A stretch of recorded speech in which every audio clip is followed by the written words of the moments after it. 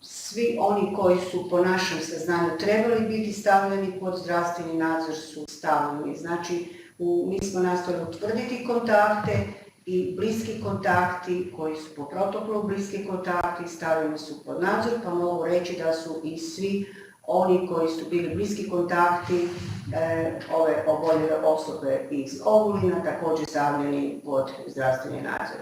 O protokolu primanja u opću bolnicu Ogulin ja ne bih mogla govoriti. Jedno pitanje vezano isto za situaciju u Ogulinu.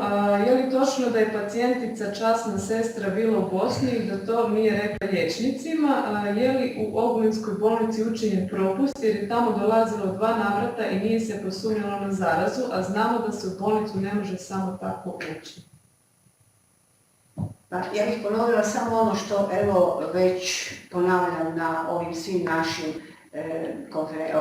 izjavama za tisak, a to je da mi uvijek apeliramo i potičemo svijest ljudi zašto je važna odgovornost. Znači, odgovornost oboljelih je izuzetno važna zbog toga da navedu svoje kretanje unazad 14 dana, da navedu da li su imali posjetu u svojoj obitelji osoba koje su došle izvan Republike Hrvatske ili da li su bili negdje u kontaktu sa takvim osobama, da li su bili u kontaktu sa osobama u samoizolaciji, da li su bili u kontaktu osoba sa oboljelima. Znači, ono što je najvažnije, a to je svijest oboljelih da navedu sve svoje kontakte i svoje kretanje unazad 14 dana.